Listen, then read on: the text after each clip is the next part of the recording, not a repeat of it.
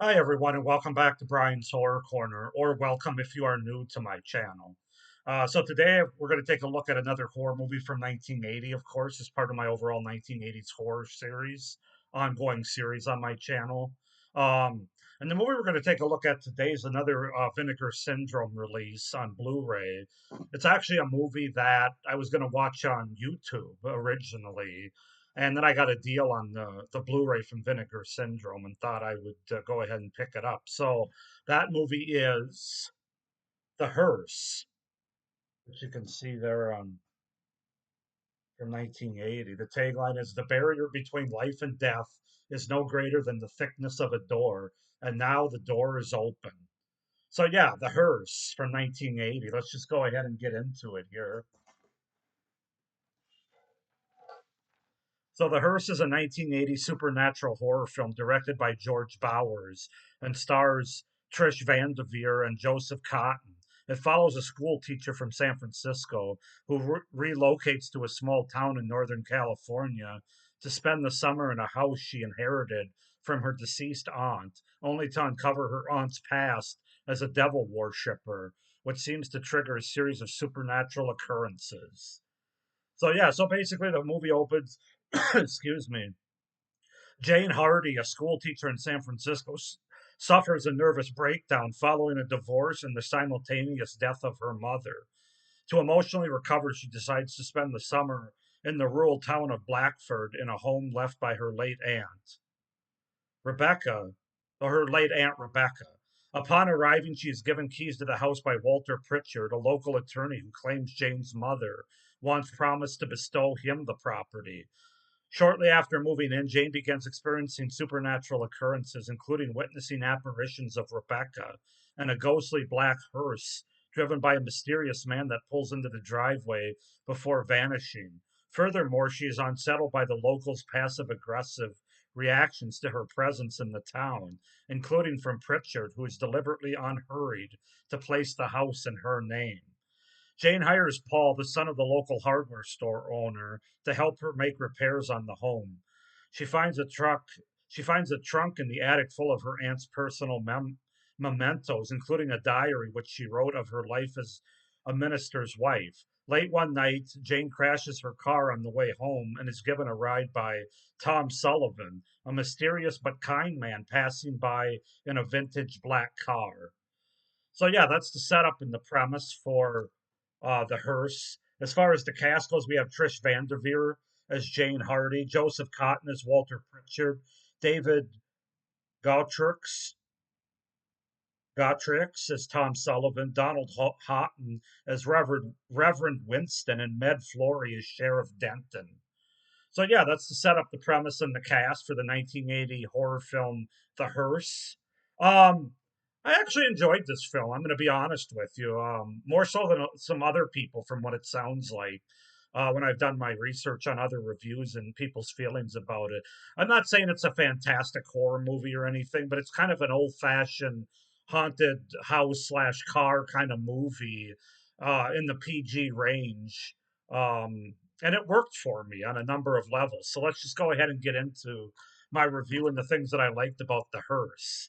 Um, I found myself engaged in the story, especially the mystery aspect of what was going on in the movie. The weird stuff happening within the house, of course, sort of the haunted house tropes that you get, like busted, breaking windows and images and mirrors and things like that.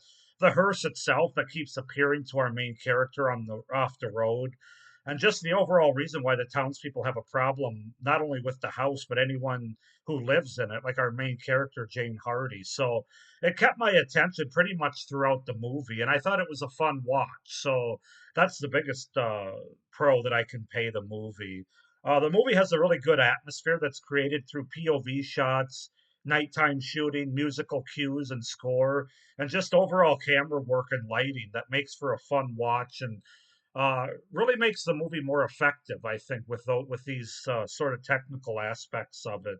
It really creates an atmosphere that, again, kind of keeps you engaged throughout the movie. At least it did me. The small town setting once again really works for me, where it's isolated from the rest of the world. and where everybody kind of the townspeople kind of know everybody. Everybody's kind of lived there their whole life, and you get the stranger that comes into town. Everybody wants to know who they are and what they're doing there. You kind of get those backstories, those urban legends, and that every small town seems to have on some scale or another. So I just like all that stuff in general for a horror movie, and I think it works pretty well here. I felt the performances were really strong, especially by the three leads here: Trish Van Devere, Joseph Cotton, and David Gottrix.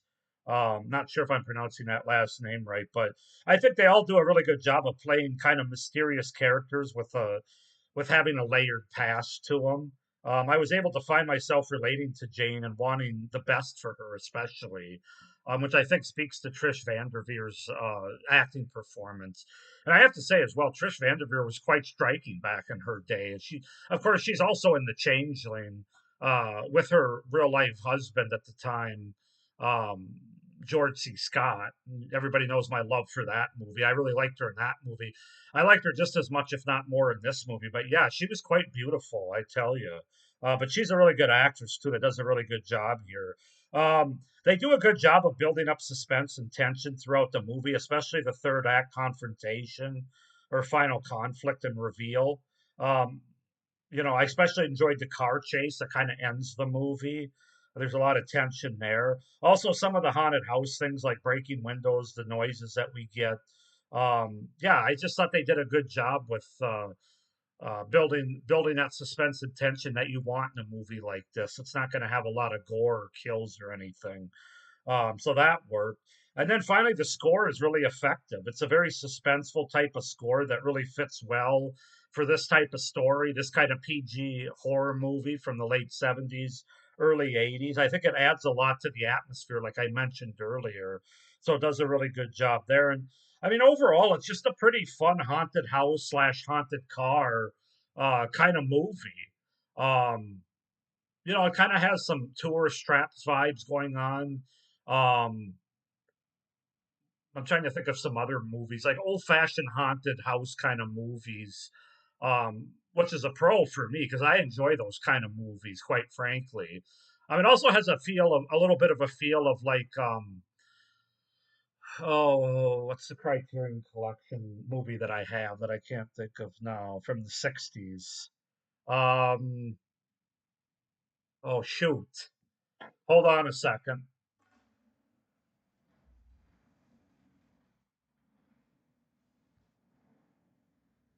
Carnival of Souls. It reminds me a little bit of that. So yeah, just kind of so you kind of know what you're getting into with this movie. As far as the cons go, really the length of the movie and the pacing were really the only issues I had with the movie. I think for what it is, otherwise it works. But the movie honestly could have been about 20 minutes shorter. I felt like the runtime was a bit longer than it needed to be given the story and the material here. There's really like 75 or 80 minutes worth of material that I think could have been. I think the movie could have worked even better on an execution level if they'd taken out about 15 or 20 minutes of padding in the movie, and as a result, it wasn't paced quite as well as it otherwise could have been. So that's one thing I'll say, and kind of piggybacking on that, it is a little slow at times where not a lot is happening.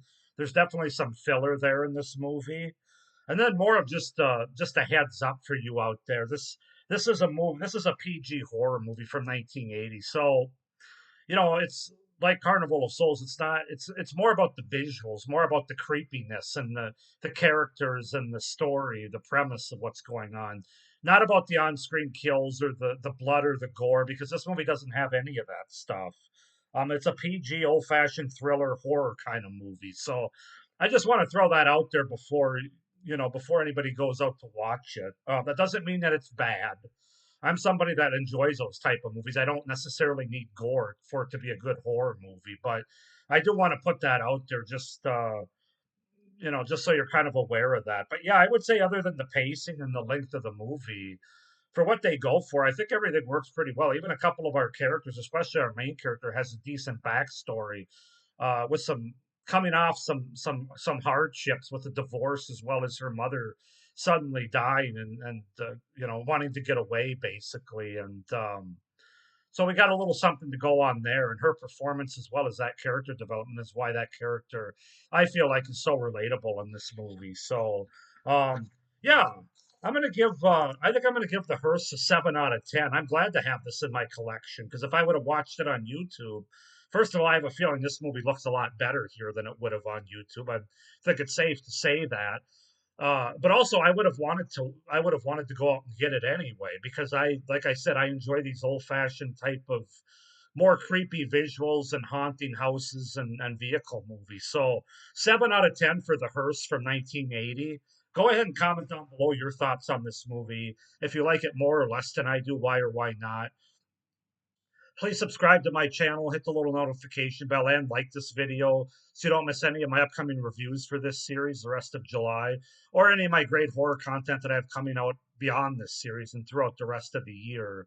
Um, and yeah, with that being said, I hope you enjoyed this review and you're enjoying this overall 1980s review series. And as always, stay scared. Bye.